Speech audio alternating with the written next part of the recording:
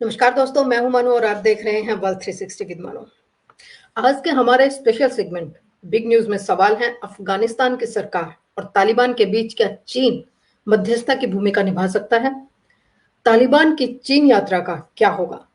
America का तालिबान पर हमला होता रहेगा या ये खेल यूं ही चलता रहेगा? और साथ ही बात करेंगे, चाइना ने धमकी दी है यूनाइटेड किंगडम को कि अगर वो साउथ चाइना सी में आता है तो वो उस पर कार्रवाई करेंगे। इसी तरह के तमाम सवालों पर चर्चा करने के लिए आज स्टूडियो में हमारे साथ मौजूद हैं डॉक्टर गुलरेज शेख, जो कि political analyst and defence expert हैं। डॉक्टर साहब, आपका हमारे शो में बहुत बहुत स्वागत है। Thank you. जय हिंद। जय हिंद डॉक्टर साहब। डॉक्टर साहब, आज का प्रोग्राम शुरू करने से पहले हम सबसे पहले चाहेंगे कि महान क्रांतिकारी अमर शहीद सरदार उधम सिंह जी की पुण्यतिथि पर सबसे पहले हम विनम्र श्रद्धांजलि दें, क्योंकि जलियांवाला बाग हत्याकांड के दोषी जनरल डायर को मौत के घाट उतारने वाले भारत मां के इस वीर सपूत का बलिदान भारत सदैव याद रखेगा। और आज का हम अपने प्रोग्राम की शुरुआत भी इसी से करते हैं। मैं थोड़ा सा इसमें और ऐड कर लूं। मैं अपनी डिफेंस पर्सपेक्टिव से मैं मानता हूं कि शहीद उधम सिंह जो थे ना, उन्होंने पहली सर्जिकल स्ट्राइक की थी जी, क्योंकि उन्होंने इंग्लैंड में जाकर डायर को जो मारा था, वो वहां पर उनकी धरती पर जाकर उनकी छाती में बम विस्फोट किया था, एक तरह से ये कह सकते हो। तो वो मेरे नजर में वो सर्जिकल स्ट्राइक थी, वो प्रिसाइज सर्जिकल स्ट्राइक थी। बिल्कुल। और वो उस देर और वो भी ब्रिटेन के खिलाफ सर्जिकल स्ट्राइक एक तरह से हमने पहली ब्रिटेन की धरती पे थी, ब्रिटेन की धरती पे सबसे बड़ी बात उसी की धरती पर जाकर सर्जिकल स्ट्राइक थी कि वहां घुस के उन्होंने की थी। बिल्कुल। इसीलिए मैं यहाँ अपने व्यूवर्स को ये भी बताना चाहूंगी कि हमारा भारतीय राज्य जो है उत्तराखंड, उसके एक जिले का नाम भी उधम सिंह नगर रखा गया है, सरदार उधम सिंह जी के नाम पर ही। डॉक्टर साहब जी, उनकी याद में रखा गया है। जी डॉक्टर साहब, आज मेरा पहला सवाल तो यही है कि सर्जिकल स्ट्राइक तो हमारी पहली जो रही उस पर आपने अब बात कर ही दी है।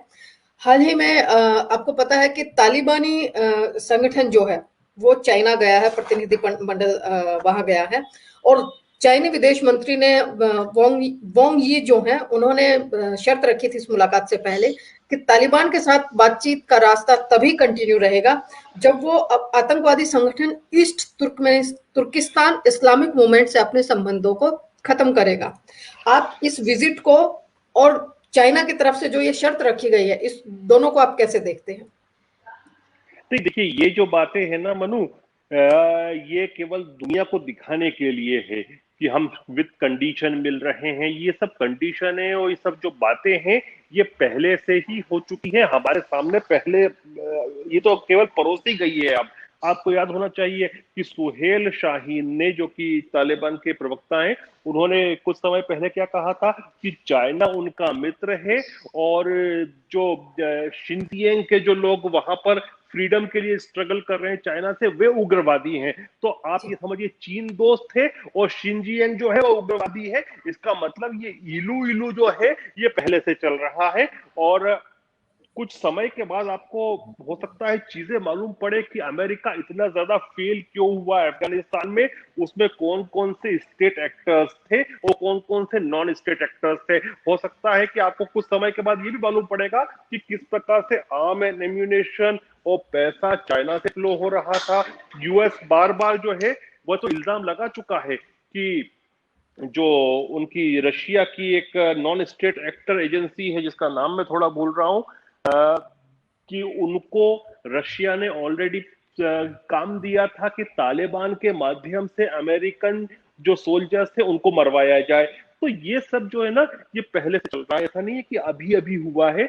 तो मुझे लगता है कि ये सब केवल दिखावे की चीजें हैं। मुल्ला बिरादर को ले जाकर जिस प्रकार से उनका गर्मजोशी से स्वागत किया गया, उस डेलीगेशन का स्वागत किया गया, सीजीटीएन जो कि चाइना का ऑफिशियल टीवी है, कम्युनिस्ट पार्टी का ऑफिशियल माउथ ऑर्गन है टेलीविजन पर, उसने जिस प्रकार के फोटोग्राफ दिखाए वंगी के साथ मुल्ला बिरादर खड़े होकर, तो ये सब दिखाता है कि बहुत कुछ प्लानिंग से है। और प्लानिंग क्यों है? प्लानिंग है, दो तीन कारण है। एक तो अमेरिका के खिलाफ जो कोल्ड वॉर चल रही है, कहीं ना कहीं अमेरिका को बैक स्टेप करना, और मुझे लगता है कि इन्होंने अच्छी तरह से बैक स्टेप ऑलरेडी तालिबान को सपोर्ट करके किया है। दूसरा, शिनजियांग के अंदर ये सब प्रॉब्लम्स नहीं आए जो अफगानिस्तान में है, तो चाइना वॉरलॉर्ड्स के साथ ऑलरेडी अपनी दोस्ती हमेशा निभाता रहा है, चाहे वो अफ्रीका में हो या दूसरी जगह पर हो। तो तालिबान को भी एक आप उसी दृष्टिकोण से देखें कि उनके साथ पार्टनरशिप करना चीन की, उनको पैसा मुहैया कराना, उनको अस्त्र शस्त्र देना और उनको डिप्लोमेटिक इम्यूनिटी देना। आप ये समझिए कि यदि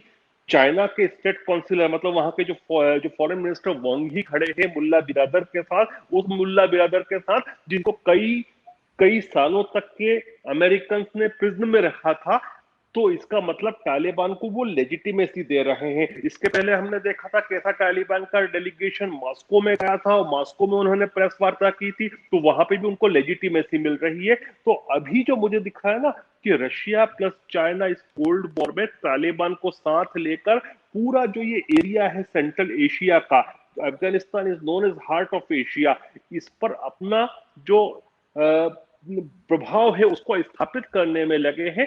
और अमेरिका को एक तरह से ये बाहर का रास्ता वहां से दिखा चुके हैं और आगे भी दिखाने वाले हैं।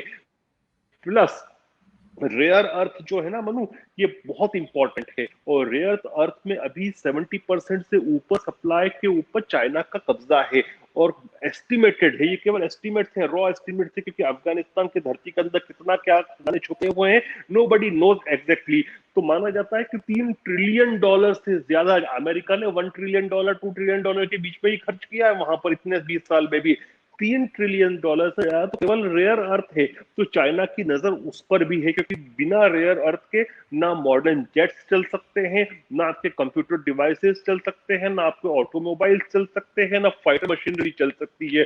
तो उन सब पे भी काबू करना, और वो काबू कैसे होगा जब तालिबान का साथ मिलेगा वहां पर उनको, क्योंकि सैया भय कोतवाल, अब सैया बोल दो या कुछ भी बोल दो उनको, तालिबान अगर वहां पर सिक्योरिटी दे रहा है उनको, तो फिर डर किससे होगा। तो इसमें बिजनेस भी है, इसमें स्ट्रेटेजी भी है और इसमें कोल्ड वॉर का एंगल भी है कि अमेरिका को शिकस्त देना, वेस्ट को शिकस्त देना, जो कि उन लोगों ने जो अपनी जाने गवाई है, जो पैसा झोंका, आप समझिए ना कि ट्रिलियंस ऑफ डॉलर गवाकर, हजारों सैनिकों को गवाकर क्या मिला है उनको। आप ये सोच सकते हो कि उनको वहां से निकलना पड़ा अफगानिस्तान को उसी तालिबान के हाथ में छोड़कर जिसको हटाने के लिए आए थे। अब वो उसको आप किस तरह से भी कोटिंग करके प्रेजेंट करने की कोशिश कर रहा है, यूनाइटेड स्टेट्स के अब हारे नहीं है, हमने अपने ऑब्जेक्टिव पूरे कर लिए। लेकिन पॉलिटिकल ऑब्जेक्टिव जो था, देखो जंग जब लड़ी जाती है दो चीजों के लिए लड़ी जाती है, एक तो पॉलिटिकल ऑब्जेक्टिव अचीव करने के लिए और दूसरा अपोजिंग पार्टी के ऊपर अपनी विल लागू करने के लिए। उसमें विल कुछ भी हो सकती है, the idea of democracy can be a will, human rights can be a will, how you will govern the country can be a will. वो दोनों चीजें नहीं हुई। प्लस अमेरिका ने बहुत बड़ी गलती की है अभी कि ये जो एग्जिट का करना भी था तरह से उनको, तो जो पोजीशन ऑफ स्ट्रेंथ थी वहां से करना था। लेकिन आप ये देखिए ये पोजीशन ऑफ वीकनेस से इन्होंने एग्जिट किया, जब तालिबान को आप नहीं हरा पा रहे थे, या तो ये ऐसे एग्जिट करना था। तो 2-3 साल इनिशियली जो थे इनके अच्छा पीरियड था शुरुआत के, उसमें अच्छी तरह से खूब बम्बार्डमेंट करके पोजीशन ऑफ स्ट्रेंथ से बात करते कि अपने विल लागू करवाए थे, लेकिन यहाँ पे विल भी लागू नहीं हुई, पोजीशन ऑफ वीकनेस से हटे हैं और पूरा के पूरा ये चीन के हाथ में सजी हुई थाली दे दी है अफगानिस्तान की। वहां पर रिसोर्सेज को भी वो एक्सप्लॉइट करे। और बेल्ट एंड रोड इनिशिएटिव जो है चाइना का, उसको देखो मैं बार बार बोलता हूँ, बेल्ट एंड रोड इनिशिएटिव जो है ना वो केवल इकोनॉमिक नहीं है, वो स्ट्रेटेजिक भी है। अब सेंट्रल एशिया से यदि चीन को अपने आप को कनेक्ट करना है तो सबसे छोटी और सबसे अच्छी जो रूट रहती है वो वाया अफगानिस्तान रहती है। और सीपेक और तो चाइना पाकिस्तान इकोनॉमिक कॉरिडोर का एक्सटेंशन कर दे वो अफगानिस्तान से और उसको सेंट्रल एशिया तक ले जाए, देन कनेक्टेड टू यूरोप। तो अमेरिका की मूर्खता ने, अमेरिका की बेवकूफी ने तालिबान नामी आतंकवादी, तालिबान नामी ह्यूमन राइट्स का हनन करने वाले के हाथ में सत्ता दे दी, इनकी मूर्खता के साथ, इनके मूर्खता के कारण। और वो इनडायरेक्टली जो सत्ता आई है वह वाया पाकिस्तान, जो चाइना ने दोस्ती की है। आप देखिए कि मुल्ला बुरादर वहां पर गया, उससे पहले वहां पे कौन गया था, वहां पर शाह महमूद कुरैशी गया। शाह महमूद कुरैशी ने पहले पूरी स्टेज सजाई और फिर मुल्ला बिरादर आया उस स्टेज पर परफॉर्मेंस देने के लिए। तो आप ये समझिए कोई भी चीज अपने आप नहीं होती। और चाइना का इन लोगों से, तालिबानियों से कोई डायरेक्ट संपर्क नहीं था, ये संपर्क बनाया गया है पाकिस्तान के द्वारा। ये संपर्क स्थापित किया गया है आईएसआई और पाकिस्तानी फौज के द्वारा, वरना इतना इलू इलू कैसे हो रहा है दोनों के बीच में, चीन और तालिबान के बीच में। तालिबान को आप मतलब आप ये सोचिए ना कि यदि चाइना जैसा P5 का मेंबर, जो अपने आप में एक वजूद रखता है P5 का मेंबर होना, उसका यदि फॉरेन मिनिस्टर मुल्ला बिरादर से मिल रहा है, स्टेज पर फोटो खिंचवा रहा है, इसका मतलब लेजिटिमेसी देने वाली बात है। तो इस परिप्रेक्ष्य में देखिए आप इसको कि अमेरिका को कोल्ड वॉर में पूरा सेंट्रल एशिया से बाहर करना। देखिए इसमें दूसरा एक और विषय है जो, क्योंकि मैं जानबूझकर भी नहीं बोल रहा था कि आपने उसको स्टार्टिंग में बोला था, फिर उसके बाद जो रशिया की तरफ से स्टैंड आया, तो अब रशिया प्लस चाइना एक जैसा बोल रहे हैं, एक जैसा कर्तव्य कर रहे हैं। मतलब ये पूरा रीजन जो है सेंट्रल एशिया का, इतना बड़ा रीजन, और ये खनिज संसाधनों से भरा हुआ है, स्ट्रेटेजिक लोकेशन है, वहां से अमेरिका को बाहर करने का तरीका है। आपने वो सुना था जमीर काबुल्लॉव, जो कि रशिया के प्रतिनिधि हैं when it comes to piece talk, तथा कथित पीस टॉक विद अफगानिस्तान। वो कहता है कि तालिबान अगर कब्जा कर लेता है अफगानिस्तान में, तो वो जो आतंकवादी संगठन है उनको खत्म करने के लिए अच्छा रहेगा, क्योंकि वो जो आतंकवादी संगठन बिना नाम लिए उन्होंने ISIS दूसरों की विषय पर कहा कि वे अफगानिस्तान सेंट्रिक नहीं है, वो फॉरेन कंट्री सेंट्रिक है उनका विजन, केवल अफगानिस्तान तक नहीं है। तो एक तरह से जमीर काबुल्लॉव क्या कह रहे हैं, वो कह रहे हैं कि तालिबान ऑक्यूपाई कर ले अच्छा है। अब इससे ये तो एक, इन दोनों चीजों के बीच में टाइमिंग देखिए, तीन चीजों के बीच में पाकिस्तान का विदेश मंत्री शाह महमूद कुरैशी का चाइना जाना, उसके बाद मुल्ला बिरादर का 9 लोगों का प्रतिनिधि मंडल लेके जाना और वंगी से मिलना, उसके बाद जमीर काबुल्लॉव का जो कि रशिया के प्रतिनिधि हैं उनका स्टेटमेंट आना कि तालिबान अगर कब्जा करता है पूरे अफगानिस्तान में तो वो आतंकवाद से लड़ाई के लिए अच्छा होगा, एक तरह से ये कहा उन्होंने। अब ये कौन सी लेजिटिमेसी दे रहे हैं रशिया और चाइना मिलकर, ये आप अपने आप से प्रश्न कीजिए कि ये तालिबान को लेजिटिमेसी देना नहीं है तो क्या है। और उसके पीछे ऐसा नहीं है कि इनको कोई बहुत ज्यादा प्यार उनसे होगा, इनके खुद के रीजनल एम्बिशन से सेंट्रल एशिया पर काबू पाना है, कोल्ड वॉर 2 चल रही है, उसका भी एक दृष्टिकोण उसमें डेफिनेटली है। प्लस रशिया का और चाइना का एक और एंगल है, चाइना नहीं चाहता कि शिनजियांग में कुछ हो, तो उसको वो तालिबान को अच्छा पेपर करके रखेगा ताकि वो शिनजियांग में जो East Turkistan Turkmenistan Islamic movement है उसको समर्थन नहीं करे। वही यदि तजाकिस्तान वगैरह जो आसपास CSTO कंट्रीज हैं उनका मिलिट्री अलायंस है CSTO के तहत रशिया के साथ, रशिया नहीं चाहेगा कि वो डिस्टर्ब हो, तो वो चाहता है कि तालिबान से अच्छे संपर्क रखे, उनको एक तरह से छतरी दे, इम्यूनिटी दे, हो सकता है कुछ फाइनेंशियल एड दे और उनको लेजिटिमेसी दे। तो उसके पीछे उनकी हो सकता है चर्चा हुई होगी कि फिर आप जो हैं ये जो CSTO कंट्रीज है जिनमें रशिया का हस्तक्षेप रहता है, जिनका डिफेंस पैक्ट है, उनमें कोई इंट्रूजन नहीं करोगे किसी तरह का, अपना आइडियोलॉजिकल एक्सपोर्ट नहीं करोगे या अपना पॉलिटिकल एक्सपोर्ट नहीं करोगे। तो ये दोनों कंट्रीज जो हैं एक भाषा बोल रही है, चीन भी और रशिया भी, और इसके अंदर अमेरिकन बेवकूफियां हैं, इसके अलावा कुछ भी नहीं है जो इस स्थिति तक लाई है। डॉक्टर साहब, इस पर बड़ा सवाल ये उठता है कि देखिए अमेरिका के तो पिछले 20 साल में कोई बिल पूरी नहीं हुई जिस बात के लिए वो आया था, उसके बावजूद, ना पूरी होने के बावजूद आज इस स्टेज पे जाके वो अफगानिस्तान को छोड़ के जा रहा है जहां सिविल वॉर के अलावा कोई और ऑप्शन हमें नजर नहीं आ रही। दूसरी तरफ चाइना, रशिया एक मंच पर लेकर आ रहे हैं, पाकिस्तान जिसके लिए प्रयास कर रहा है तालिबान को उस पर। तो यहाँ पर बड़ा सवाल ये उठता है कि जब रशिया और चाइना का मंच तालिबान इस्तेमाल करेगा तो अंतरराष्ट्रीय मंच पर एक तो उसकी पहचान जाएगी, दूसरा जब इस रीजन में इस तरह से जब वो एक पावरफुल उसके रूप में आएगा और पावरफुल कंट्रीज का साथ लेकर आएगा, भारत के लिए कितनी किस तरह की ये सिचुएशन है, किस तरह से राजनीतिक काउंटर भारत को यहाँ पर करना चाहिए? देखिए मनु, एक बात मान के चलो कि मुझे नहीं लगता कि भारत के और तालिबान के कभी अच्छे संबंध होंगे, क्योंकि ऐसा नहीं है कि भारत अगर उनसे अच्छा करे तो 1-to-1 ही रहेगा। इसमें एक जो तीसरा प्लेयर है और चौथा प्लेयर है, तीसरा मतलब पाकिस्तान, जो कभी नहीं चाहेगा कि भारत के साथ अच्छे संबंध बने अफगानिस्तान के, क्योंकि जो भी सरकार आएगी उसमें कहीं ना कहीं तालिबान का भी स्टेक रहेगा, अगर पीस प्रोसेस के माध्यम से भी आती है या कब्जा करके आती है, तो पाकिस्तान और आईएसआई कभी नहीं चाहेंगे। दूसरा जो चौथा फैक्टर है वह चाइना का है। चाइना भी नहीं चाहेगा कि भारत के अच्छे संबंध हो। तो मुझे नहीं लगता कि भारत के अच्छे संबंध रहेंगे, लेकिन मुझे बहुत सारे एनालिस्ट एक टर्म का यूज करते हैं, उससे मुझे ऐब है। वो टर्म है कि भारत ने $3 बिलियन इन्वेस्ट किए हैं। हमने कुछ भी इन्वेस्ट नहीं किया है, हमने एड दी है। इन्वेस्टमेंट किसको कहते हैं मनु? कि यदि हमने वहां का सलमा डैम बनाया है, उससे इरिगेशन हो रहा है, तो आर वी चार्जिंग कि इरिगेशन के लिए पैसा जा रहा है, उसका पैसा ले रहे हैं हम। यदि वहां पर इलेक्ट्रिसिटी प्रोडक्शन कर रहे हैं, तो क्या हम अफगानिस्तान को इलेक्ट्रिसिटी बेच रहे हैं? यदि हमने वहां पर पार्लियामेंट की बिल्डिंग बनाई है अफगानिस्तान की, तो क्या हम उनसे किराया वसूल कर रहे हैं? नहीं कर रहे हैं। इसलिए इन्वेस्टमेंट शब्द का उपयोग ही गलत है, बेमानी है। भारत ने वहां पर डेवलपमेंटल एड दी है, हमने इन्वेस्टमेंट नहीं किया। Investment is for the purpose of business, जो कि चाइना करने वाला है। जो चाइना पाकिस्तान इकोनॉमिक कॉरिडोर जो है उसका एक्सटेंशन करके, या बीआरआई के जो प्रोजेक्ट बनाकर, या काबुल से कंधार तक के रोड बनाकर उस पे वो पैसा वसूल करेगा, आसपास की जो माइनिंग है वो करेगा, उसको कहते हैं इन्वेस्टमेंट। हमने तो एड दी है, और हमने सबसे ज्यादा डेवलपमेंटल एड दी है, हमने एक पैसे का इन्वेस्टमेंट नहीं किया है। लेकिन बात है, आप कहते हो क्या फर्क पड़ेगा? देखिए, टेक्निकली हमारी पाक कश्मीर के माध्यम से अफगानिस्तान से, लेकिन वहां आज हमारा कब्जा नहीं है, वहां पाकिस्तान काबिज है। अब हमारे कश्मीर में जो लोग कहते हैं कि तालिबान इंट्रूड कर देगा, देखिए ये पुराना जमाना नहीं रहा कि पहले कुछ हुआ था 90s के दशक में जो हुआ था। आज हमारी बॉर्डर सिक्योरिटी इतनी पुख्ता है कि हम अपनी बॉर्डर सिक्योरिटी को और बीफ अप कर दे, तो तालिबान क्या कोई भी हमारे अंदर नहीं आ सकता।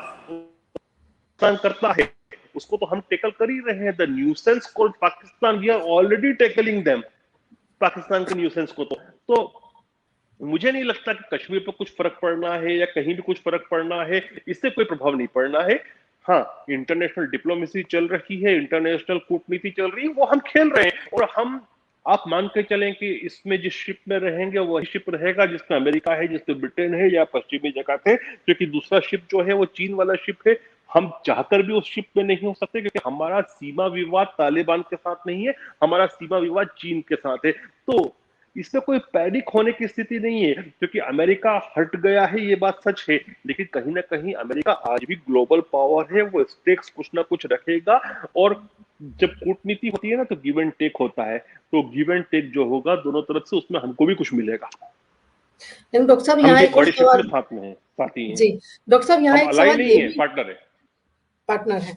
यहाँ एक सवाल ये भी उठता है कि जब हम बात करते हैं China, America, Taliban, Pakistan, Afghanistan, Russia, America को आप छोड़ दीजिए, चाइना, तालिबान, अफगानिस्तान, अफगानिस्तान को भी थोड़ा सा पार्ट निकाल दीजिए, लेकिन जब वो ओवरकम कर लिया जाएगा कंप्लीटली तालिबान के साथ, तो आप उसको इंक्लूड करेंगे पाकिस्तान। ये हमारा सेक्शन नहीं है, लेकिन इनके बीच में से रशिया हमारा सेक्शन है, एक ट्रस्टवर्दी दोस्त के रूप में भी है। क्या रशिया कोई ऐसी भूमिका निभाएगा कि भारत को मतलब एक न्यूट्रल पॉइंट ऑफ व्यू से भी रहे और कहीं कोई रस्साकसी भी ना रहे? मैं वही कहता हूँ, देखो, बी वेरी क्रिटिकल। मैं तो भारत की बात करता हूँ। हम रशिया से हथियार खरीदते हैं, उनके भी स्टेक्स हैं, उनको भी हमसे फायदा है। तो कहीं ना कहीं भारत के हित में है कि रशिया वहां पर एक स्टेक होल्डर है। हम चाइना से बात नहीं कर सकते, हम वहां पाकिस्तान से नहीं कर सकते, लेकिन definitely we can speak with Russia. और रशिया के साथ हमारे पुराने संबंध हैं, पुराना व्यवहार है, आर्थिक व्यवहार है, रक्षा का व्यवहार है। अनफॉर्चुनेटली जो है वो अमेरिका की मूर्खता के कारण चाइना और रशिया एक हो रहे हैं। हालांकि रशियंस बेसिकली, मैं आपको बताऊं, मेरे बहुत सारे रशियन दोस्त हैं, दे डोंट लाइक चाइना, लेकिन वो यही कहते हैं कि फाइनली रशिया करे क्या, हमारे ऊपर इतने सारे एक्सटेंशन लगे हैं काटसा एक्ट पे, और रशिया के ऊपर बहुत डेप्थ है चाइना का। तो चाइना की वजह, चाइना के पैसे की जरूरत है उसको, इसलिए उसको उसी बोट में बैठना पड़ेगा। अब आप ये बताइए कि लेट्स टॉक वेरी फ्रेंकली, इस दुनिया में जब विदेश नीति होती है, इसमें कोई नैतिकता नहीं होती। हमको कोई अमेरिकियों से बहुत प्यार नहीं है, उनका कल्चर और हमारा कल्चर अलग है, उनका फूड और हमारा फूड अलग है। उनको कोई हमसे प्रेम नहीं है, लेकिन हम दोनों जब बात करते हैं तो बहुत सारी चीजों पे एक सुर बात कर लेते हैं। हालांकि वो कई बार जो बातें करते हैं उनको पसंद नहीं आती, हम जिस प्रकार से दृष्टिकोण रखते हैं उनको पसंद नहीं आता, लेकिन दोनों का एक कॉमन एनिमी है आज के समय, चीन। इसलिए दोनों साथ चल रहे हैं। मैं इसलिए कहता हूँ कि we are natural friends, natural partners. क्योंकि नेचुरल पार्टनर स्ट्रेटजी में और ग्लोबल इंटरनेशनल रिलेशनशिप में जब भी होता है जब आपकी म्यूचुअल इंटरेस्ट जो है वो कोइंसाइड हो रहे हो। अभी दोनों का म्यूचुअल इंटरेस्ट एंटी चाइना है, तो हम दोनों इसलिए पार्टनर्स हैं। इसी प्रकार से रशिया और चाइना भी पसंद चाइना को रशिया नहीं करता। रशिया का बहुत बड़ा लैंड एरिया के ऊपर चाइना के साथ विवाद है, लेकिन उसकी समस्या जो है वो अमेरिका का एंटी रशिया स्टैंस है। आप मुझे बताइए कि नेटो, जब वॉर्सा पैक्ट खत्म हो गया था तो नेटो होने की क्या जरूरत थी? और नेटो को वो अमेरिका लगातार धीरे धीरे करके वो रशिया की बॉर्डर्स पे ला रहे हैं। उसके पीछे अर्थव्यवस्था है, क्योंकि ये यूरोप के छोटे छोटे कंट्री, पैसे वाले कंट्री है, इनको यदि हथियार बेचना है तो उनको रशिया का डर दिखाना चाहिए। तो वो अमेरिका भी खेलता है। America is a businessman country, तो वो अपना हथियार बेचता है नेटो के नाम पे। नेटो में खूब हथियार जाता है अमेरिका का। तो उसकी वजह से रशिया को एक विलन परमानेंट बना के रखा। आप ये देखिए 1991 में जब यूएसएसआर का पतन हुआ तो कम्युनिस्ट खत्म हो गया था, जिस विचारधारा की बात थी। फिर तो रशिया वाला डेमोक्रेटिक कंट्री, उसके बावजूद भी नेटो का न केवल बनाना बदला बल्कि एक्सपांशन करना एक दैत्य को जिंदा रखने की कोशिश होती है कि ये दैत्य है, ये खा जाएगा, इसके खिलाफ हथियार रखो, अपना घर पक्का करो। तो उसमें इकोनॉमिक्स और वेपन लॉबी बहुत कुछ जुड़ी हुई है, जिसकी वजह से रशिया को जानबूझ के पुश किया गया है चीन की गोद में। रशियन पसंद नहीं करते, लेकिन अफगानिस्तान में रशिया के भी स्टेक्स है।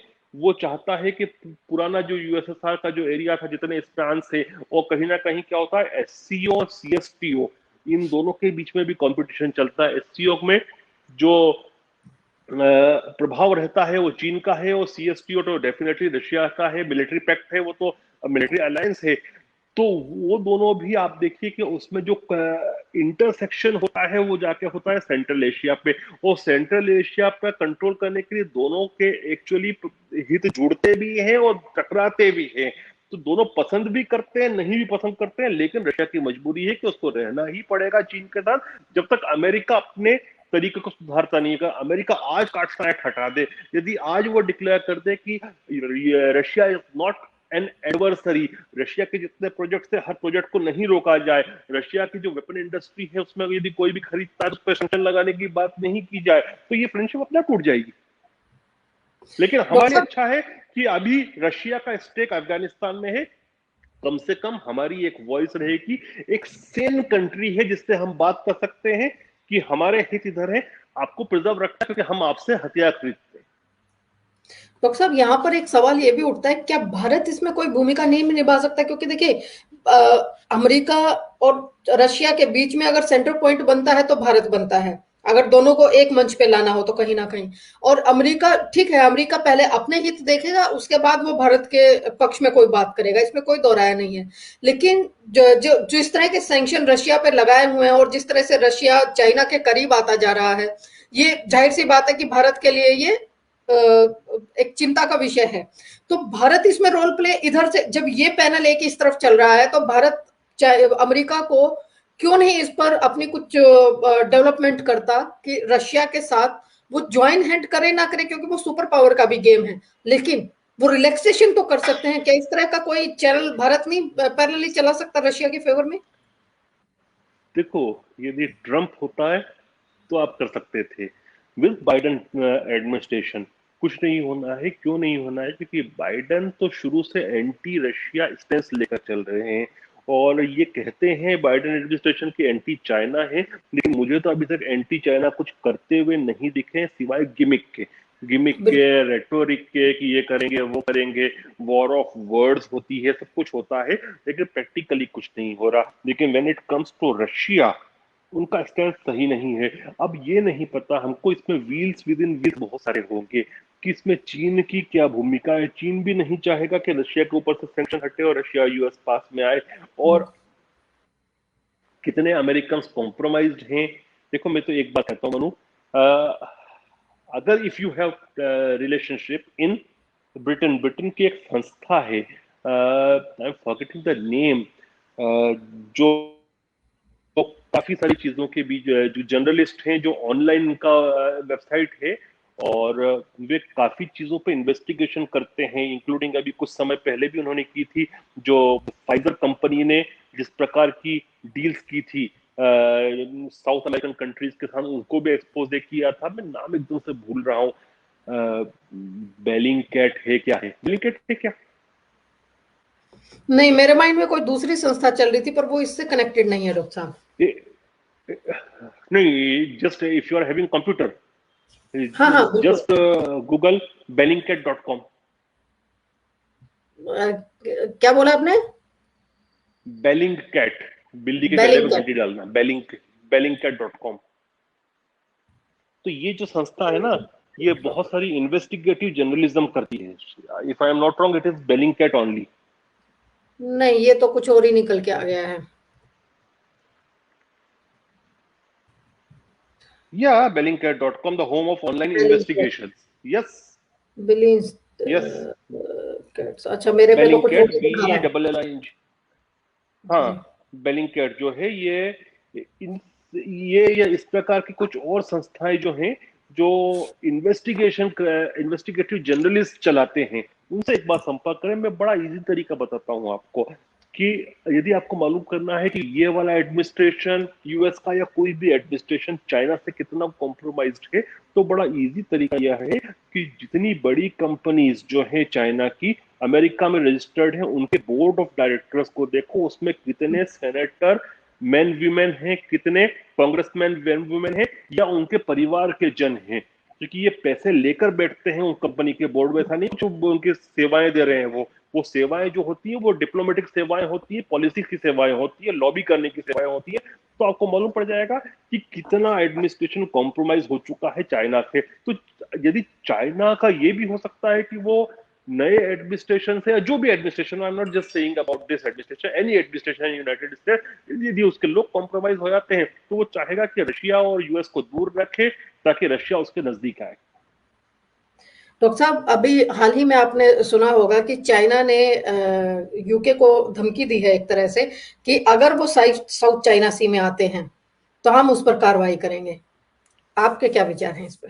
हाँ, क्योंकि उन्होंने अपना जो एक कैरियर है, स्ट्राइक ग्रुप जो है, स्ट्राइक ग्रुप क्या होता है कि एक तो कैरियर होता है उसमें, और कुछ हेलीकॉप्टर्स होते हैं, कुछ फ्रिगेट्स होते हैं, कुछ शिप्स होते हैं, और कुछ जेट्स होते हैं। उसमें शायद जो इनका विक्टोरिया जो है, वो कि विक्टोरिया कैरियर है, एलिजाबेथ एलिजाबेथ कैरियर है, और F-35 भी हैं उसके अंदर, plus there are some frigates, plus helicopters. वो उन्होंने डिप्लॉय किया है साउथ चाइना सी में। और उसको मद्देनजर ही चीन ने ये वार्निंग दी ओपन, कि यदि हमारे वाटर्स में हमारे नजदीक आता है, तो हम उसके ऊपर पहले वार्निंग शॉट चलाएंगे, उसके बाद उस पर हमला भी कर सकते हैं, वी कैन ऑल्सो फायर।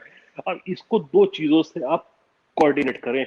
कुछ समय पहले आपको याद होगा कि लास्ट से लास्ट वीक की बात है, रशिया ने वार्निंग शॉट्स फायर किए थे यूके के शिप के ऊपर, जब when it came closer to Russian waters.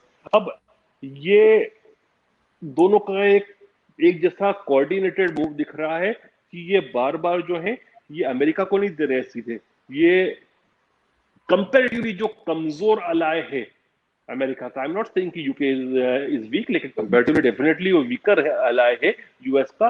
और वो सबसे बड़ा यूनाइटेड स्टेट्स का अलाय है, नेटो का मेंबर है, दोनों कंट्रीज के बीच में जो डिफेंस पैक्ट है। तो यूके को धमकी देकर कि हम तुम पे हमला कर देंगे यदि तुम हमारे वाटर्स में आए, तो वो अमेरिका को धमकी दी जा रही है। और पहले वार्निंग शॉट्स रशिया ने फायर किए हैं। मुझे लगता है कि यदि ब्रिटेन आगे जाएगा, तो हो सकता है कि चाइना भी वार्निंग शॉट्स फायर करे। और ये पता है, ये स्थिति धीरे धीरे मुझे दिख रही है कि ये ताइवान को लेकर कुछ ना कुछ होगा, चीजें गर्म होंगी, उस दिशा में जा रही हैं। लेकिन mark my words, within few days you will one fine, और one bad morning you will find news कि यूके के शिप के ऊपर वार्निंग शॉट्स चाइनीज नेवी ने, PLN प्लान जिसको बोलते हैं, people's liberation army navy plan ने फायर किए साउथ चाइना से। ये होना है। डॉक्टर साहब, फिर तालिबान को के ऊपर चाइना की रूपरेखा क्या रहेगी आने वाले दिनों में?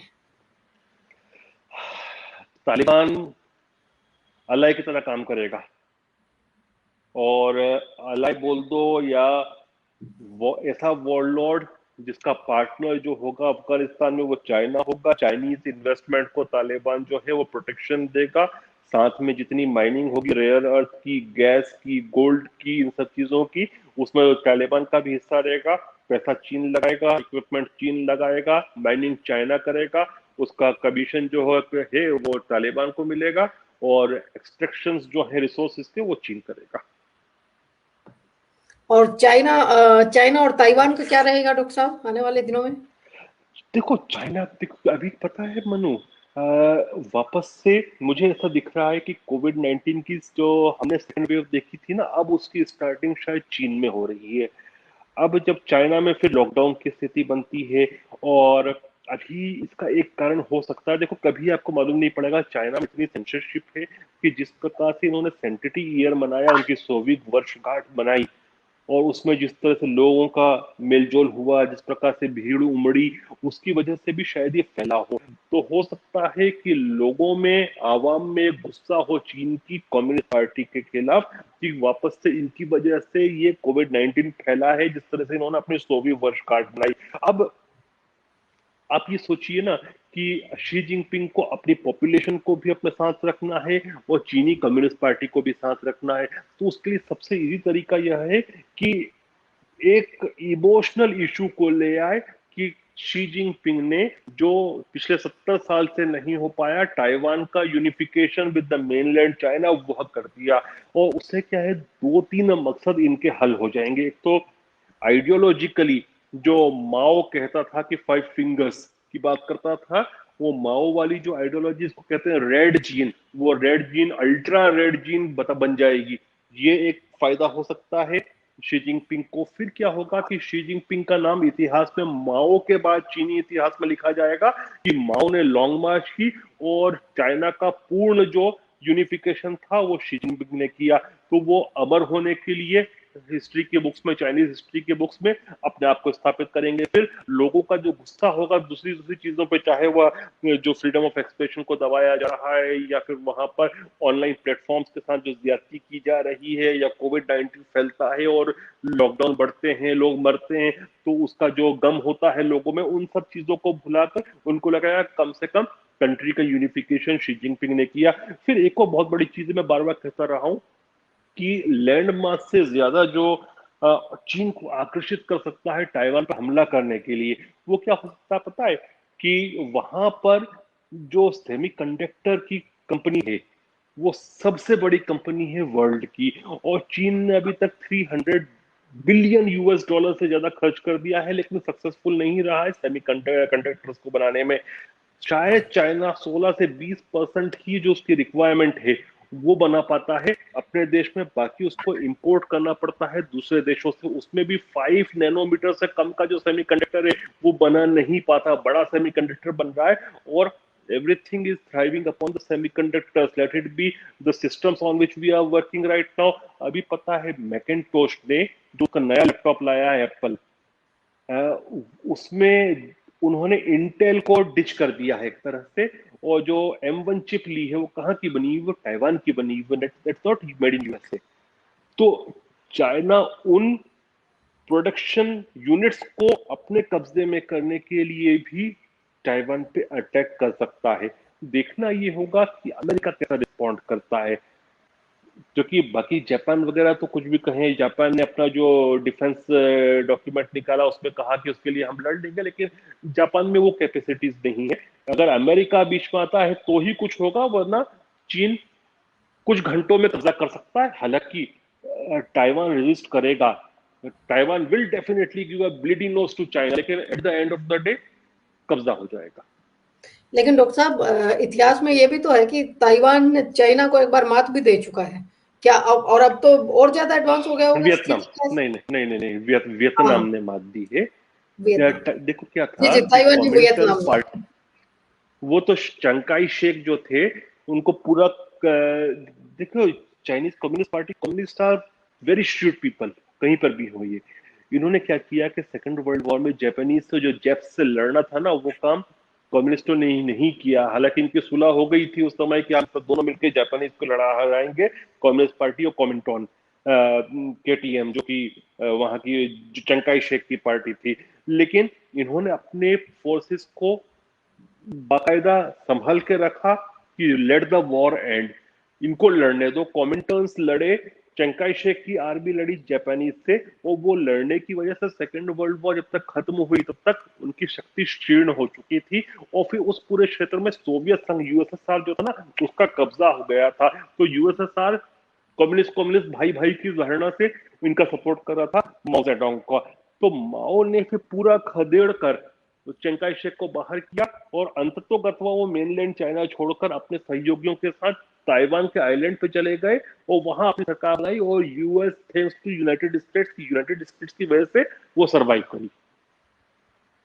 डॉक्टर साहब, मैं अपना अगला सवाल लूँ उससे पहले एक व्यूअर का सवाल ले लेती हूँ मैं। शिव शंकर पंचाल जी पूछते हैं, हर समस्या की जड़ कट्टरता है, क्या इसका कोई समाधान है? यही मूल प्रॉब्लम है। इसके साथ ही उन्होंने एक और कहा है कि क्या दुनिया में सब देश धार्मिक कट्टरता के खिलाफ एक हो सकते हैं कभी? तो ये एक्चुअली तालिबान के साथ ये जुड़ाव हो सकता है ये सवाल का, तो इस पे आप क्या कहेंगे कि क्या मतलब क्या जवाब देंगे इनको डॉक्टर साहब?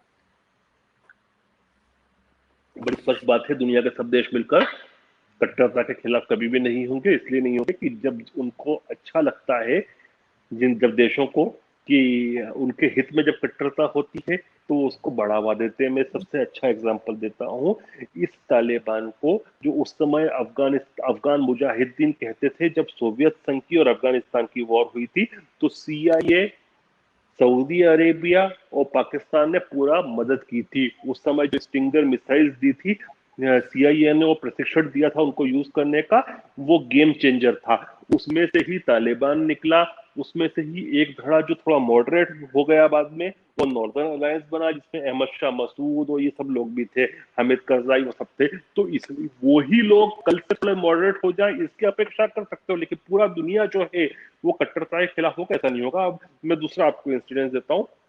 I am very anti China. अभी बीच में पता है कुछ दोस्त लोग हांगकांग जाने का बोल रहे थे ग्रुप में, तो मुझे भी कहा था। मैं बोला हांगकांग तो मैं नहीं जाऊंगा, अगर मुझे पकड़ लिया चीनियों ने ना तो मालूम भी नहीं पड़ेगा कहाँ गया, क्योंकि मैं दिन रात उनके खिलाफ बोलता हूँ and I really hate them. Anyways, वो पर्सनल बात है कि वहां जाने में मुझे डर लग रहा है आज के समय। तो मैं चाइनीज मेनलैंड पे या उसके पार्ट पे पैर नहीं रखने वाला जब तक ये CCP है, तब तक तो कम से कम। तो मैं कितना भी एंटी चाइना हूं, लेकिन I am always anti terror, वो चाहे किसी के भी खिलाफ हो, दुश्मन के खिलाफ भी क्यों ना हो। अब आप मुझे बताओ ना Manu, East Turkistan Islamic movement जो शिंजियांग की है, उसको अमेरिका ने आतंकवादी लिस्ट में डाला था, लेकिन जब आपके चाइना से अच्छे संबंध थे। अब जब चाइना से आपके संबंध खराब चल रहे हैं तो डोनाल्ड ट्रंप ने उसको आतंकवादी के लिस्ट से हटा गया, मतलब उसको एक तरफ फ्रीडम फाइटर का स्टेटस दे दिया। तो ये होता है, आप बोलते हैं एक तरफ कट्टरवाद का। अब मैं दूसरी और चीज बोलता हूँ, इसी तालिबान की बात कर रहा हूँ। तालिबान को पहले 3 कंट्रीज ने रिकॉग्नाइज किया था जब इनकी सरकार थी, एक पाकिस्तान था, एक यूनाइटेड अरब एमिरेट्स था, एक सऊदी अरब था। वो तीनों जो थे वो क्लाइंट स्टेट थे यूनाइटेड स्टेट्स के। उस समय भी पाकिस्तान था। तो क्या अमेरिका के बिना चाहे इन्होंने कर लिया? क्या अमेरिका गुस्सा था तब भी इन्होंने उसको रिकॉग्नाइज किया? ऐसा नहीं होता। और जैसे ही अमेरिका ने वॉर ऑन टेरर की तालिबान के खिलाफ डिक्लेयर, तो इन सब ने उसको उसी वक्त भी रिकॉग्नाइज कर लिया। तो इसका मतलब क्या हुआ? कहीं ना कहीं मौन सहमतियां होती हैं, बाद में चीजें अलग इवॉल्व होती हैं।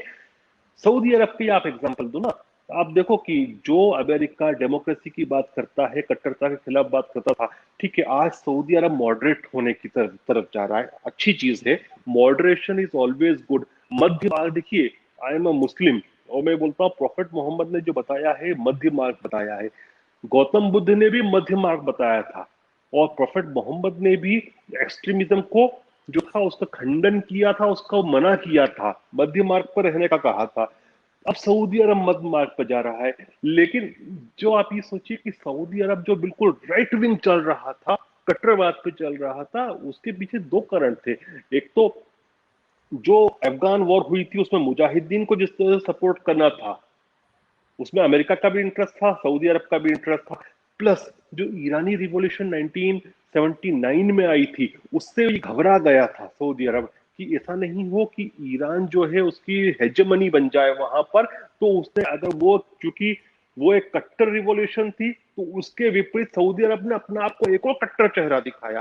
तो जब कंट्रीज को इंटरनेशनली जब कट्टरता सुहाती है, जब उनके हित को सिद्ध करती है, तो कट्टरता अच्छी लगती है। आप देखिए ना कि इन्हीं अफगान मुजाहिदीन को अमेरिका सपोर्ट करता था, उस टाइम मोस्ट मॉडर्न टेक्नोलॉजी देता था। आप अगर वो स्टिंगर मिसाइल नहीं उस समय सीआईए देता, तो जो रशियन चॉपर्स थे उनको गिराना मुश्किल था। उसके बाद तो जो जब स्टिंगर आया वहां पर, उसके बाद एक के बाद एक रोज जो कैजुअलिटी होने लगी रशियन चॉपर्स की, यूएस सोवियत चॉपर्स की, तो उसने तो सोवियत के हाथ में फुला दिया और फाइनली अंततोगत्वा वो बाहर निकला वहां से। तो आप टाइम पड़ने पे किसका समर्थन करते हैं, किसको क्या बना देते हैं? कभी आप उसको आतंकवादी बनाते हैं, कभी आप उसको फ्रीडम फाइटर बना देते हैं। ये जब तक जो दोहरापन चलता रहेगा, कट्टरवाद पनपेगा, आतंकवाद पनपेगा। फॉर्चुनेटली मेरा देश हिंदुस्तान जो है आज भी वाहिद मुल्क में बोलूंगा दुनिया में जो नैतिकता के आधार पर बात करता है, बाकी कोई नहीं करता। और ये पता है, नैतिकता भी मनु, दुनिया में हिंसा बहुत थी 16th सेंचुरी से पहले, लेकिन फिर भी फॉरेन पॉलिसी कुछ ना कुछ नैतिकता के ऊपर हो जाती थी। आप ये देखिए कि चाहे जो भी चाइना के में होता था, हिंदुस्तान में होता था, जो भी फॉरेन पॉलिसी अरब के साथ बनती थी, जिस तरह की दोस्ती होती थी, वो एक दूसरे की चीजों पर रिस्पेक्ट भी होता था, कहीं ना कहीं कुछ ना कुछ दर्जे की नैतिकता होती थी। लेकिन जब से ब्रिटिशर्स आए, मेन स्ट्रीम बने ग्लोबली, उन्होंने नैतिकता को हटा दिया और सेल्फ इंटरेस्ट फर्स्ट कर दिया। और तब से ही वर्ल्ड में जो फॉरेन पॉलिसी है वो सेल्फ इंटरेस्ट सेंट्रिक हो गई केवल। उसमें ना कोई वादे की बात रही, ना कोई ट्रीटी की बात रही, जो हमारा हित होगा वो करेंगे। तो अब वो हो रहा है। तो इसमें टेररिस्ट कभी फ्रीडम फाइटर बन जाता है और कभी टेररिस्ट बन जाता है। नैतिकता के मूल्य पर आज के समय विदेश नीति नहीं हो रही है, भारत फॉर्चुनेटली कर रहा है और इसलिए इज्जत भी है। बिल्कुल आपने सही कहा डॉक्टर साहब कि जहाँ के कहीं पर उन्हें आतंकवादी कह दिया जाता है, कहीं पर उन्हें फ्रीडम फाइटर कह दिया जाता है, और ये और मैं एक डिपेंड बात तो करता है मनु बोलूं, नेशन टू नेशन आप इंटरेस्ट। नहीं, कुछ व्यूअर्स हो सकता है मुझे गाली देंगे, ये तो भाजपा का प्रवक्ता भी है इसलिए बोल रहा है। मैं हूँ भाजपा का प्रवक्ता, ऑफिशियली भी हूँ, तब भी बोल रहा हूँ। हिंदुस्तान वाहिद मुल्क है दुनिया का जहां आप खुल के सरकार को गाली दे देते हो। आप बताओ, कुछ लोगों की सुबह होती है नरेंद्र मोदी को गाली देकर, और उनको रात को नींद भी जब तक नहीं आती तक गाली देते हैं, लेकिन वो पिछले 7 साल से गालियां दे रहे हैं, फल फूल रहे हैं, उनके बीवी बच्चे भी चल रहे हैं, कारोबार भी चल रहे हैं। इससे अच्छा मुल्क, इससे ज्यादा फ्री मुल्क दुनिया में कहीं नहीं है। तो हम नैतिकता पे जीने वाले देश हैं। उसके बावजूद पत्रकारों की आवाज दबाई जा रही है, सिविल सोसाइटी की आवाज दबाई जा रही है, कितने सारे शगुफे छोड़े जाते हैं। सुबह से शाम आप भारत में सुनते ही हैं डॉक्टर साहब इन सब नहीं, चीजों को। लेकिन मैं इसको भी पॉजिटिवली लेता हूं कि फाइनली ये हमारे लेवल ऑफ फ्री स्पीच है, फ्रीडम ऑफ थॉट से, कि इतना बोलने के बावजूद भी बोलने की अनुमति है। तो हम तो खुशकिस्मत है, ऐसे देश में जी रहे हैं। आप इस देश में यदि इलीगल काम नहीं करते तो किसी के बाप से नहीं डरोगे। अगर आप भ्रष्टाचारी नहीं हो, अगर आप गलत धंधे में इन्वॉल्व नहीं हो, किसी के बाप से नहीं डरोगे। आप किसी सांसद, विधायक, मंत्री से डरने की जरूरत नहीं है। अनफॉर्चुनेटली हम सबके हाथ इसमें इस तरह के हैं डॉक्टर साहब, और यही वजह है कि जो बवाल करते हैं वो इसीलिए करते हैं, उन्हें कहीं ना कहीं डर होता है अपने किए हुए काले कारनामों का। ये अपने आप में बड़ा सवाल है, और जनता इसको अब समझ रही है, शायद धीरे धीरे समझ रही है, लेकिन क्योंकि बहुत लंबे सफर से जिस मानसिकता के दौर में वो रही और जो उन्हें दिखाया गया उस पर उनको आंख बंद करके हाँ करने की आदत रही थी, तो अब देखिए, आवाज बुलंद होगी तो दोनों मैं पहलू थोड़ा सा, होंगे। हम इंटरनेशनल रिलेशन पे बात करते हैं, लेकिन मैं छोटा सा पर्सनल बात कर रहा हूँ। मध्य प्रदेश में कमलनाथ जी की सरकार आई थी, मैं मध्य प्रदेश से हूँ, और वो सरकार कितनी ज्यादा पॉलिटिकल विंडेटा पे चल रही थी हमको मालूम है। मैं टीवी पे बैठ कर रोज उसको बुरा बोलता था, और लोग पूछते थे तुमको डर नहीं लगता? मैं बोला कि मेरे नीचे कोई रेले नहीं है, मैंने कोई गलत काम नहीं किया, क्या कर लेंगी सरकार? हाँ, अगर एक्स्ट्रा जुडिशियली मरवा दे कोई, तो वो तो कभी भी हो सकता है। ऊपर वाले ने जब तक जिंदगी दी, कोई नहीं लग सकता ऐसे। लेकिन डरता वही है जो गलत काम करता है, और राजनीति में तो वही डरता है जो ट्रांसफर पोस्टिंग कराता है। ये बात तो आपने सही कही डॉक्टर साहब, लेकिन राजनीति में एक और भी पक्ष है कि राजनीति में बवाल भी ज्यादातर वो करते हैं जो भ्रष्टाचार में काफी हद तक गर्दन तक डूबे हुए होते हैं। ये भी एक पहलू है। तो हमारे यहाँ पे तो पॉलिटिकल सेटअप के दोनों पहलू हैं, बेहतर भी और बुरे भी, और दोनों ही एक्सट्रीम सिचुएशन पे आ जाते हैं कई बार। तो इसलिए गालियां भी पड़ती रहती हैं और हाथ भी जोड़ लिए जाते हैं वक्त रहने पर। खैर ये तो सियासी बातचीत है, चलती रहेगी। डॉक्टर साहब, मेरा अगला सवाल है, दो सवाल हैं जिनको मैं दोनों को कनेक्ट ही कर देती हूँ। पहला तो ये कि अभी जिस तरह से तालिबान कैप्चर करता जा रहा है अफगानिस्तान को, तो हेरात शहर के बाहर तक जहां तक वो पहुंचे, तो हेरात के ही लोगों के अंदर से आवाज उठनी शुरू हो गई, जिसमें से जमायत इस्लाम इस्माइल इस्लामी पार्टी के जो वरिष्ठ सदस्य हैं, मुजाहिदीन के भी पूर्व नेता हैं मोहम्मद इस्माइल खान, उन्होंने ये कहा है कि अगर तालिबान हमारे हेरात की तरफ आंख उठाकर भी देखता है तो हमने अपने लड़ाके तैयार कर लिए हैं। तो एक तरह से अफगानी लोग अंदर से उठ भी रहे हैं कि ये विरोध भी चलेगा और वो कैप्चर भी करेंगे, तो वो सिविल वॉर वाली स्थिति होगी या क्या स्थिति होगी, एक तो इस पर हम आपका पक्ष जानना चाहेंगे। दूसरा, अभी 25 जुलाई को पीओके में पाकिस्तान ने चुनाव करवाए हैं, और जाहिर सी बात है जो चुनाव से पहले बातचीत हो रही थी कि बात धांधली होगी और धांधली के बाद ही रिजल्ट आएंगे, तो वही हुआ भी कि इमरान खान की तहरीक इंसाफ पार्टी ने वहां पे लीड लिया। और वहां से कुछ ऐसे ट्वीट्स भी आए थे जो उस दौरान आपने देखे होंगे, जब ये धांधली चल रही थी, कि कुछ जो लोकल लीडर्स थे, चुनाव लड़ रहे थे, उन्होंने कहा था कि ऐसी स्थिति होगी तो हम भारत को यहाँ ले आएंगे। तो अंदर से भी वहां डिमांड चल रही थी इस तरह की।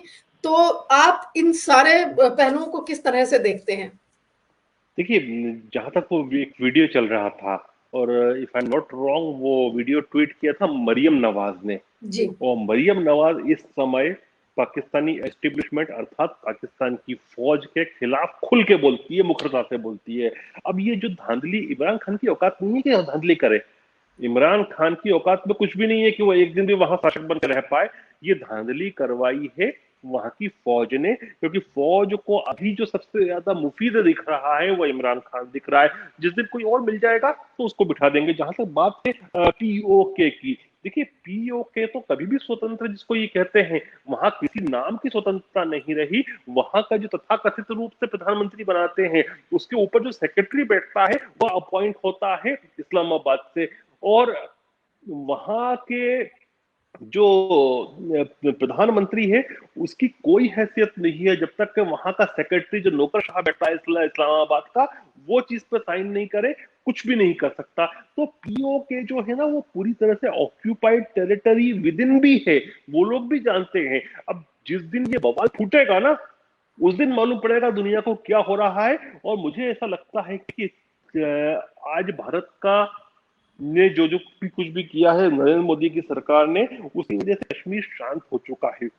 स्टोन पेल्टिंग की एक्टिविटीज खत्म हो गई है, और कोविड थोड़ा खत्म हो जा रहा है। तो मुझे लगता है कि वहां पर प्रॉस्पेरिटी आएगी। एक बार वहां प्रॉस्पेरिटी आएगी ना, तो वो प्रॉस्पेरिटी देखकर वहां पर उबाल और होगा, और उसके बाद वो संभालना मुश्किल हो जाएगा। सिवाय कि वहां पर यदि जेनोसाइड वो करें आर्मी को भेज के, तो बात अलग है। यदि वो करते हैं उसके रिप्रिकॉशंस भी अलग आएंगे। आई एम वेटिंग टू सी क्या होता है। जी। और तालिबान का जो हेरात वाला मैंने आपसे पूछा था कि देखो लोग मनु, रिवोल्ट कर रहे हैं। लोग रिवोल्ट करेंगे, एक सेक्शन ऑफ सोसाइटी करेगा, लेकिन मुझे लगता है कि एक सेक्शन ऑफ सोसाइटी उनके फेवर में भी होगा। ये बात क्यों लगता है? देखिए, डेफिनेटली महिलाएं या यंगस्टर्स का एक बड़ा सेक्शन उनके खिलाफ होगा, लेकिन दूसरी तरफ दूसरा सेक्शन ऐसा भी होगा जो कहीं ना कहीं उनके साथ होगा, या चाहता होगा कि वैसी वापस से वो आए। क्यों बोल रहा हूं कि कोई भी इंसर्जेंसी इस प्रकार के तालिबान जैसी दो ही चीजों में चल सकती है। एक तो कोवर्ट सपोर्ट होना विदेश का, और ओवर्ट सपोर्ट होना देश में किसी ना किसी का। तो जो बहुत ऑर्थोडॉक्स ट्राइबल रीजन्स हैं या बहुत ऑर्थोडॉक्स किस्म की ट्राइबल पॉपुलेशन है, संभवतः, देखिए मैं गया नहीं अफगानिस्तान में, केवल अध्ययन करता हूं दूर से बैठकर, वहां पर उनका सपोर्ट होगा। तो वो सपोर्ट जो होगा वो ओवर्ट होगा। वो कोवर्ट सपोर्ट तो आईएसआई का रहा है, इस हद तक क्या रहा है, शायद इट वाज 2014, जिसमें इट वाज हामिद गुल और somebody, farmer ISI head chief, जिसने कहा था कि हिस्ट्री में आईएसआई को दो चीजों के लिए याद रखा जाएगा, कि हमने सोवियत संघ को हराया था अमेरिका के सपोर्ट से, और अमेरिका को हराया था अमेरिका के सपोर्ट से अफगानिस्तान में। तो ये जी। बिल्कुल क्रिस्टल क्लियर है।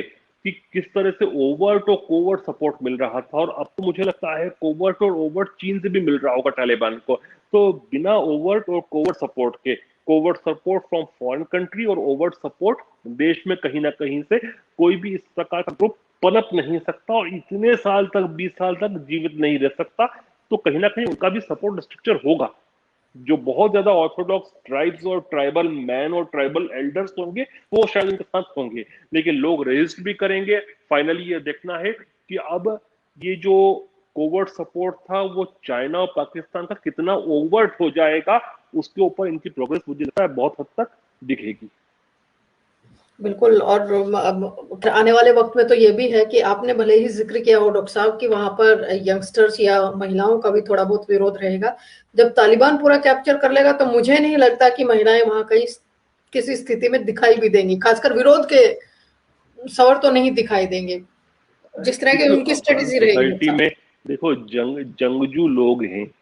नॉर्दर्न अलायंस ने इसी तालिबान को, जो उनके कंट्रोल्ड एरिया थे, कभी पैर नहीं रखने दिया था। यदि ऐसी स्थिति बनती है और वो अपने आप के तरीकों को में कुछ परिवर्तन नहीं करते हैं, तो Afghan people are very brave people, वो रेजिस्ट करेंगे। और जैसे नॉर्दर्न अलायंस ने रेजिस्ट किया था वो करेंगे। और कोल्ड वॉर का एरा है, बहुत सी शक्तियां हैं। अगर चाइना एक शक्ति है तो अमेरिका और वेस्टर्न ब्लॉक भी दूसरी शक्ति है। बहुत सारी चीजें फिर कोवर्टली होती है उनको भी। यदि तालिबान को कोवर्ट सपोर्ट पाकिस्तान से मिल सकता है, तो जो इस प्रकार के ग्रुप्स होंगे उनको कोवर्ट सपोर्ट दूसरों से क्यों नहीं मिलेगा। चलिए, ये तो आने वाला वक्त बताएगा डॉक्टर साहब किस तरह की स्थिति करवट लेगी एक तरह से। आज हमें ज्वाइन करने के लिए बहुत बहुत शुक्रिया, और बात करने के लिए कि अफगानिस्तान, तालिबान और चाइना, पाकिस्तान, रशिया, अमेरिका और भारत ये सब एक स्टेज पर आ गए हैं, और एक स्टेज पर आते हुए क्या रूपरेखा रहेगी। मेनली तो आजकल जो हर तरफ का मेन पॉइंट है वो यही है कि तालिबान अगर वहां आता है तो साउथ एशिया में क्या स्थिति रहेगी। हमारा मेन फोकस इसी पे रहता है, और मुझे लगता है आने वाले कुछ और प्रोग्राम भी हमारे इसी पर कंटिन्यूटी पे रहेंगे, क्योंकि डे बाय डे बहुत तेजी से हम बदलता हुआ एकदम से रूप देख रहे हैं कि कहीं कहीं अमेरिका पीछे जा रहा है, तो कहीं रशिया आगे बढ़ रहा है, तो कहीं चाइना ज्वाइन हैंड कर रहा है। तो ये सारी स्थिति आने वाले वक्त में ही, अगले कुछ महीनों में ही क्लियर होंगी। तब तक तो यूं ही बातचीत चलती रहेगी, डिस्कशंस होते रहेंगे, क्या है, क्या होगा, क्या नहीं हुआ है, उन सब स्थिति इस पर हम बात करते रहेंगे। बहुत बहुत शुक्रिया डॉक्टर साहब, धन्यवाद। तो वर्ल्ड 360 विद मनु में ये थे हमारे साथ डॉक्टर गुलरेज शेख, जिन्होंने बात की कि आने वाले वक्त में साउथ एशिया में क्या स्थिति रहेगी, तालिबान किस रूप में कहां पहुंच पाएगा, और जिस तरह से चाइना अब तालिबान गया है मुलाकात करने, अपने डेलीगेशन के साथ गया है, तो उन्होंने कहा जो है वो एक अलग बात है, और क्या आउटकम निकल के आएगा ये आने वाले वक्त में ही पता लगेगा। तो आज वर्ल्ड 360 विद मनु में इतना ही। जल्द मुलाकात करते हैं नए सब्जेक्ट और नए गेस्ट के साथ। तब तक के लिए मुझे दीजिए इजाजत, और आप बने रहिए हमारे साथ।